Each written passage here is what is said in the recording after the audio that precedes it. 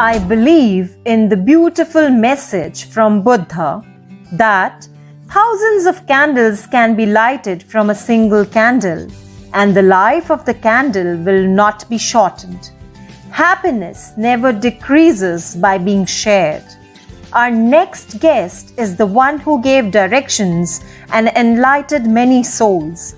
I feel highly honored and privileged to welcome Swami Sarvapriyananda ji, whose gracious presence will inspire and enlighten us today. Swami ji belonged to Ramakrishna order. He has been minister and spiritual leader of the Vedanta Society of New York since 2017. He has given talks on Vedanta all over the world. His deep knowledge in Vedanta has illuminated many lives. Prior to his appointment in New York, he served as assistant minister of the Vedanta Society of Southern California. Swamiji joined the Ramakrishna Mission in 1994 and received sannyas in 2004. Before being posted to the VSSC's Hollywood Temple, Swamiji served as an acharya of the Monastic Probationers Training Center at Belor Math. Undoubtedly, he is the role model for his commitments and immense patience and responsibilities to scale greater heights. We are very fortunate to have him here on this occasion. So please welcome Swami Sarvapriyananda ji.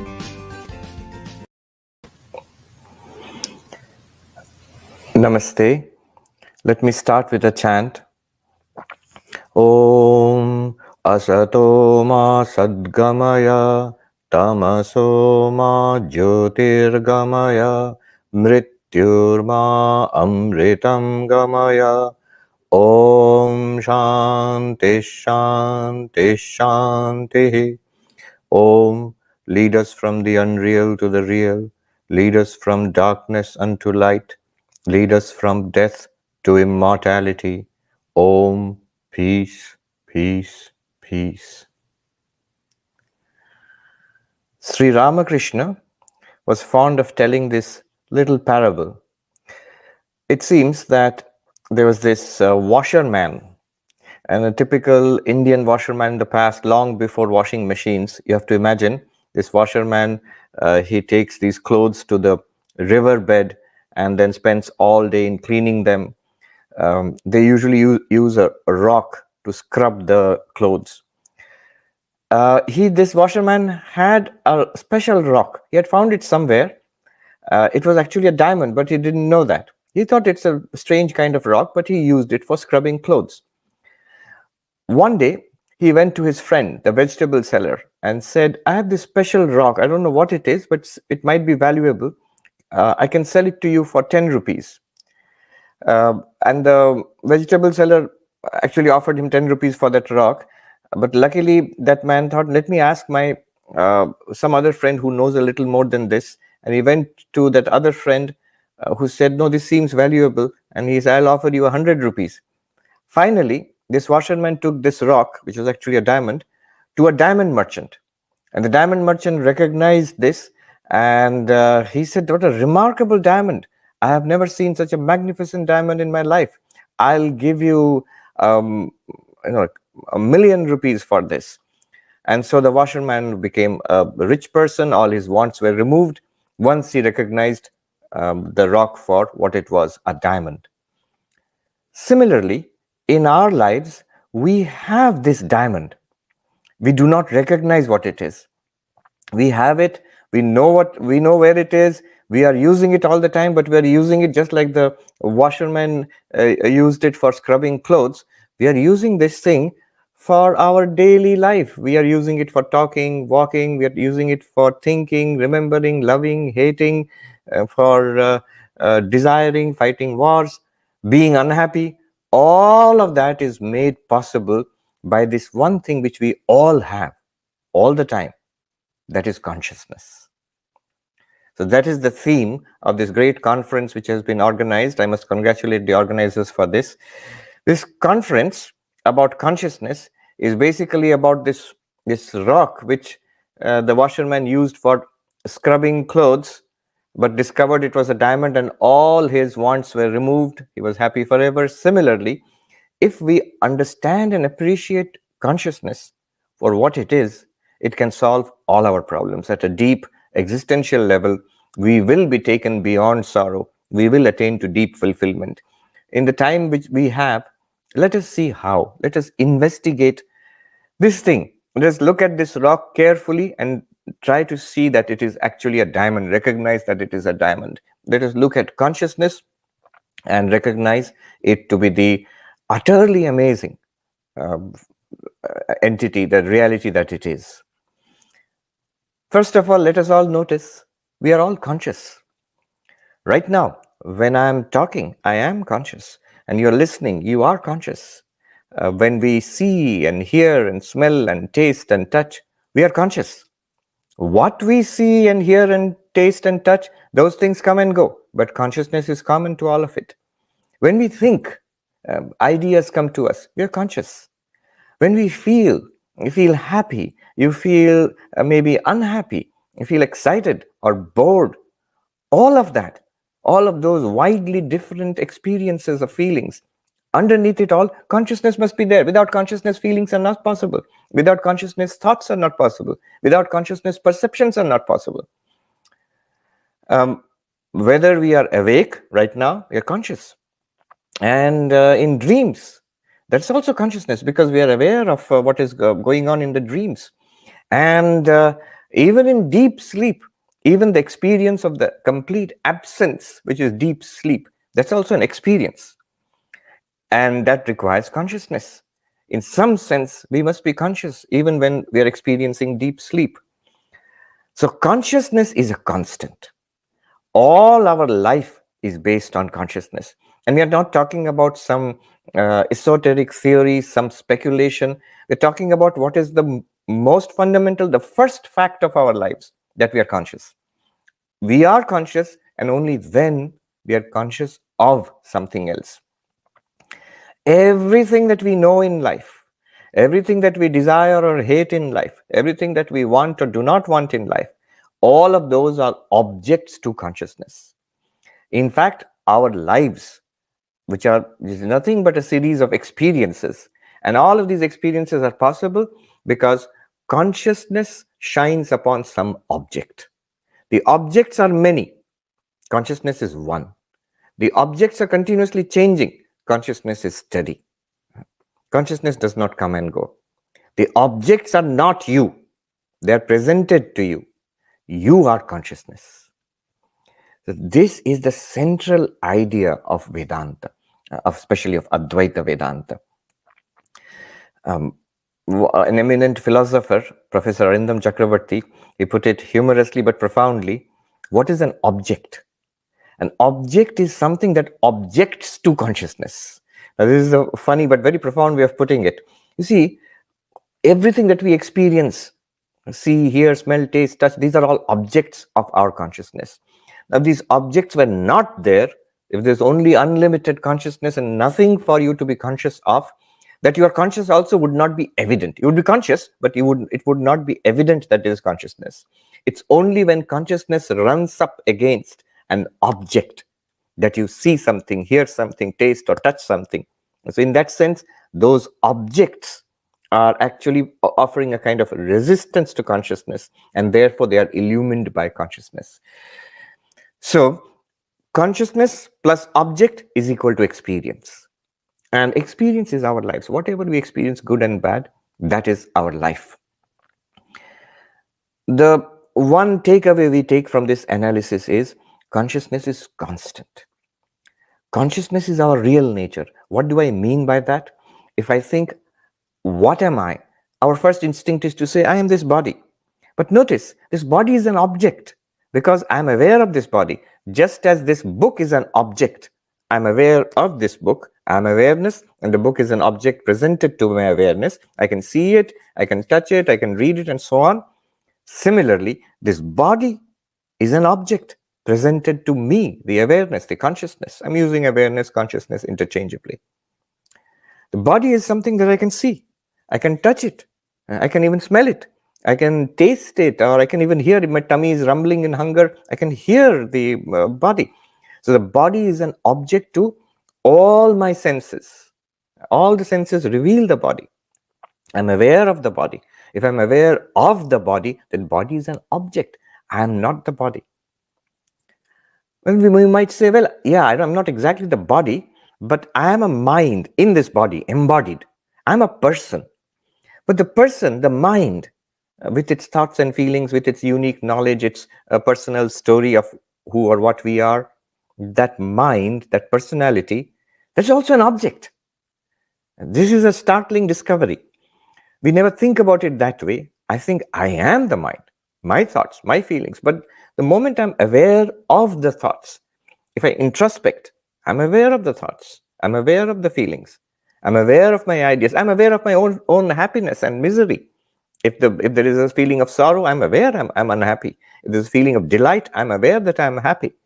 So if I'm aware of the contents of my mind, if I'm aware of the thoughts and feelings, the memories, if I remember something, I'm aware of that. If I fail to remember something, my memory does not work, I'm aware of that too. So the mind, with its varied functions, perception, thoughts, emotions, and so on, memories, all of those are objects, and they are objects to consciousness.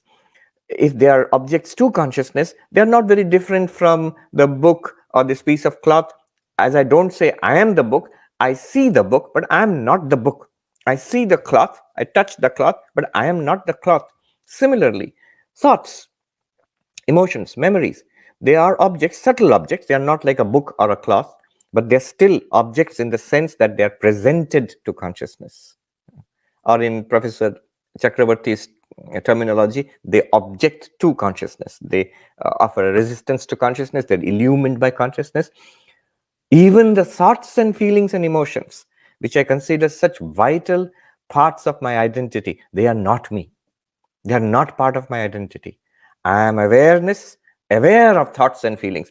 As I am not the cloth, this cloth, I am not even the shirt which I'm wearing underneath this cloth, or the undershirt which I'm wearing underneath the shirt. Similarly, I'm not the body, I'm not the prana, I'm not even the mind or the buddhi. All of these layers, they are all objects. And my nature is consciousness. Right now, right here. What does that do? What's the point of it? Look at the nature of consciousness. One, that it is constant. All the objects are changing. Consciousness is constant. So, if consciousness is constant, then it is not subject to change. If it does not change, then it cannot age. Age is something that happens to the body. It cannot be subject to disease. COVID is something that happens to the body. But consciousness, it is presented to consciousness. Consciousness is aware of it. It is illumined by consciousness. The body, its aging, its disease, illumined by consciousness. One teacher of Vedanta back in India, in Hindi, put it very nicely. In Vedanta, what you have to do is, jo cheez jahan ka hai, wahin rakho. Put everything in its own place. Don't misplace things. So, old age, disease, it belongs to the body. Don't misplace it and put it on yourself. I am old. No, you're aware of the aging of the body. I am sick. No, you're aware of the sickness in the body. You're aware of sickness in the body. You're aware of the health of the body. Hunger. I'm hungry. No, hunger is a function of the prana. You're aware of the hunger generated by the prana. Energy and tiredness. It's not that consciousness is tired or consciousness is energetic. It's aware of the flow of the energies in the prana. Miserable. I am so miserable. No. You are aware of the thoughts of misery, the feelings of misery arising in the mind, floating around in the mind, and disappearing again. You, the awareness, are constant. Consciousness does not get old. Consciousness does not get tired or hungry. Consciousness does not get miserable, sad, frustrated. No.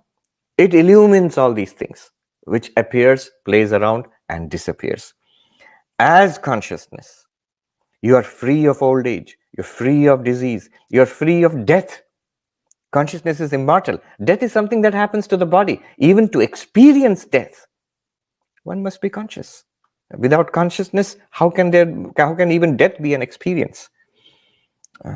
Consciousness does not get miserable or sorrowful. Those are properties, those are activities of the mind. Consciousness is therefore, by its own nature, free of suffering. It's only when we identify with the body-mind that we become subject to suffering. Look at this little more closely. Pleasure or suffering, both are due to consciousness only. Without consciousness, there would be no experience of pain. Without consciousness, there would be no experience of pleasure. But consciousness in itself is not something that is in pain or in pleasure. The old age, disease, death of the body, all of those are experienced because of consciousness. Without consciousness, no experience would be possible. Even the experience of old age, disease, death would not be possible. The experience of happiness and prosperity and doing well, that also would not be possible. All experiences, good and bad, are possible because of the presence of consciousness. See, whatever is in this room is illumined because of the presence of light. Without the light, none of this would be illumined. But the light itself is not affected by anything in this room. If there's a piece of dirt, the light doesn't become dirty. If there's a pure Ganga water in this room, the light does not become purified by illumining the Ganga water. Light just illumines everything. Similarly, consciousness illumines everything, it reveals everything, gives us the experience of life, but is not itself affected by any of these things. However, consciousness is not obvious. This is a great thing to understand. Just like the man thought, the washerman thought, it's a rock, and used it for his daily uses, for washing the clothes. Similarly, we think, yes, consciousness is nothing particularly great. A scholar, philosopher and theologian, actually said, I heard him say, these Advaitins make too much of consciousness. Yes, consciousness is important, but they make too much of consciousness. No, it is only when we take consciousness in its daily mundane aspect. I'm seeing, hearing, smelling, tasting, enjoying, suffering, thinking, remembering, forgetting. That's all. That is consciousness. These are all possible because of consciousness, but they are not consciousness in themselves.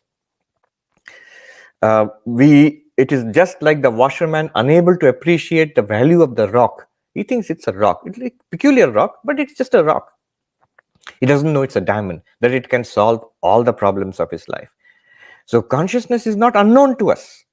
We are all the time aware of being aware. We are aware that we are conscious, but we do not appreciate it for what it is. We do not recognize it for its in its infinite nature. It's difficult to point out. You see, it's like the little fish who was of course, in water, and the little fish asked his teacher fish, "Sir, what is this water you are all talking about? You're saying the water is above, below, in front, behind, everywhere. But where is water?" So the fish has always been in water, all his little life. But because water is omnipresent all around him, therefore it's difficult to discern what it is. And only when two things can be distinguished from each other, then you can aware of both things. But if something is there all the time and everywhere, then it's difficult to point it out or recognize it. Similarly, all our life, everything in our life, ultimately consciousness has always been there. It is the most important thing. Christoph Koch, who is the chief scientist of the Paul Allen Brain Institute, a couple of years back, last year in fact, in a book talk, he said that I'm convinced consciousness is the most important thing in our lives. It's not like any other thing, a hand or a leg or a power of digestion or even the faculties of thinking, remembering. All of these things are important, but we still exist without them. Without consciousness, we would be nothing. There would be zero, blank, completely. There would be no life, no experience, nothing. We would be totally non-existent. And the objects, there's a question of whether the universe exists apart from consciousness or not. That's a different question. That's the whole question of realism and idealism. But actually, it's not an important question. The fact is that nothing is experienced without consciousness, whether it exists outside the body mind or inside the mind. That is a secondary question, a philosophical question. So consciousness is ever present, but because it's always in the background and because it's ever present, it's difficult to recognize. We are very aware of objects, aware of the world, and we investigate it. We science and technology. We're aware of the body. We're even aware of the mind. We have a science of the mind, psychology, and all of that. We do that. But that to which all of this is revealed, that is ignored. It's only in ancient India that the rishis in the Upanishads, they focused on consciousness. They saw the importance of being aware of awareness. Evan Thompson, in his books, Waking, Dreaming, Being, he says, this consciousness studies is not a modern thing. Right now, 21st century, consciousness studies is a hot subject. But he says it's not a modern thing. 5,000 years ago in the Upanishads, the rishis were investigating consciousness. Consciousness studies actually began at that time. He says the study of consciousness is so important in human history that the Upanishads, which were the first texts to study consciousness and discover its incredible nature, its infinite nature. Evan Thompson, he says in this book that the Upanishads are so important in human history that we should date history not by AD and BC, but we should date history by before Upanishad and after Upanishad. These texts are so important to us and our civilization. So this consciousness question arises, so I am consciousness, and there are so many other people here, millions of people. Are they all different consciousnesses, plural? Does consciousness have a plural, or is there one consciousness? In the Bhagavad Gita, Sri Krishna says, Kshetragyam chapi mam vidhi sarva kshetreshu bharata. He answers this question, many consciousnesses or one consciousness? And Krishna answers firmly, one consciousness. To Arjuna, he says, O Arjuna, in all these fields, bodies he calls them fields, in all these fields, I alone am the knower of the field. I, Krishna identifies himself with pure consciousness. I, the one consciousness, is the knower of all minds and bodies. Avibhaktam cha bhuteshu vibhaktam iva cha sthitam. I am undivided on all beings, in 7 billion human beings and billions of other living creatures. I am the one consciousness in all living beings. And it's not that living beings' bodies are different. Minds are different. There's no doubt about it. But the consciousness which illumines the mind and the body, is this consciousness different, numerically different from body to body, mind to mind? No, it is one consciousness. That might sound counterintuitive, but it's not very difficult to argue out. I will not go into the details, but this is the point of debate between Sankhya philosophy and Advaita philosophy. Sankhya says many consciousnesses. Advaita says, how do you distinguish one consciousness from another? Think about this question. How do you distinguish one body from another? Easy, you can see the difference. You can count them. How do you distinguish one mind from another? Give them a questionnaire, ask for their opinions. You will see so many opinions, so many different ideas, so much variety. Clearly, there are different minds. But how will you distinguish consciousness from consciousness without reference to the difference of body-mind? You will see there is no way of distinguishing. Consciousness is singular. It is always first person and always directly experienced, always shining forth, free of the problems of the body, free of the problems of the mind, and one. So we are all united in this one consciousness. That is the meaning of this united consciousness. I wish you all the best and pray for the success of the conference. You have a very rich set of panelists and speakers coming up who will talk about this theme in detail. Thank you. Thank you very much, respected Swamiji. Swamiji, one question that has come from India, if you permit, may I ask you? After death, how do we remain conscious? First of all, question is there consciousness after death? The moment we hear consciousness is immortal and the death is of the body only, we immediately feel no, but without body there cannot be consciousness. But let's just stop and think, Why are we saying this? Why are we saying it? What right do we have to say this? Why we are saying this is implicit kind of feeling, unexamined feeling in our minds that somehow the body is generating consciousness. Question is, are we bodies with consciousness or consciousness with a body? Am I a body and somehow it is conscious? Or am I consciousness using a body? Now, the way to answer this would be that if you could prove how the brain generates consciousness, does the brain at all generate consciousness? Then the answer would be clear. If the brain is generating consciousness, if consciousness is a process in our neurons, if it's a product of the processes in our neurons, then it's done. Materialism is true in that case. But is it possible to demonstrate that? Amazingly, right now we are living in a very interesting time when scientists, neuroscientists, philosophers, AI people, they're all struggling with this question: what is the relationship between consciousness and brain? Can we reduce consciousness to the brain? It seems to be enormously difficult to do so. It's continuously people are trying. There are a variety of theories of trying to explain consciousness with the help of every other week. You will see one new article comes out. Consciousness explained. Somebody joked, all these articles have one thing in common: consciousness explained away. That somehow, at some point, there is a miraculous jump from consciousness to matter. Impossible. That is the recognition that Professor David Chalmers here in the New York University Mind Brain Consciousness Unit, he calls it the hard problem of consciousness. You cannot reduce consciousness to the brain. In principle, no matter how many theories you come up with, it's not working. If that is so, if consciousness cannot be reduced to the brain, then what right do you have to say consciousness dies with the death of the brain? Consciousness is not being produced by the brain. See, my consciousness is not being produced by this phone. I know, nobody will think that. So the phone is destroyed. Will I be destroyed, I the consciousness? Of course not.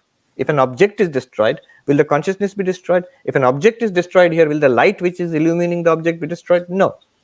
So consciousness goes on irrespective of whether the body mind is existing or functioning.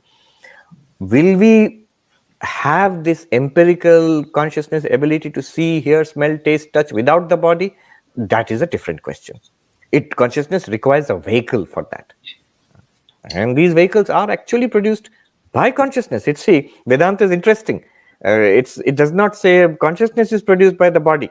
It says body, matter, mind, all of these are appearances in consciousness. They're presented to consciousness, in consciousness, and nothing but consciousness. Thank you, Swamiji. Rajesh. Thank you very much, Swamiji. One question from USA.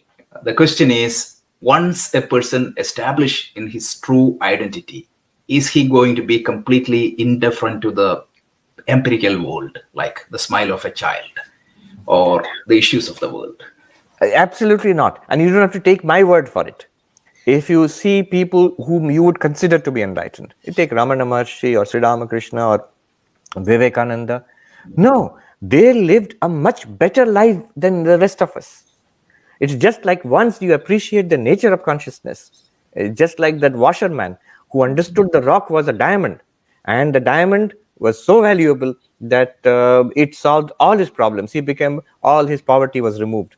So enlightened people are like that. That consciousness which we possess, all of us, exactly the same thing they have. We are all that same consciousness.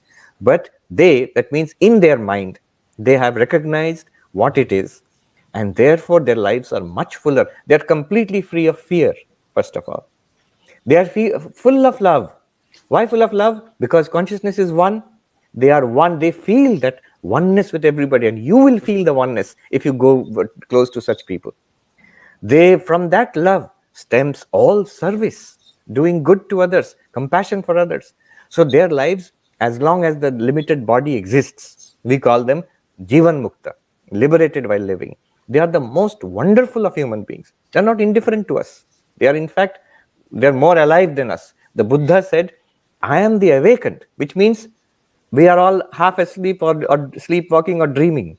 So to be truly awake, to be truly alive, to be truly happy, and to be truly of use to others, this appreciation of our nature as consciousness is central. Such a great point. Thank you very much, Swamiji. Once again, thank you very much. It's always Thank you. inspiring to see you. Thank you very much, Swamiji, for blessing us. Thank you, Swamiji. Namaste.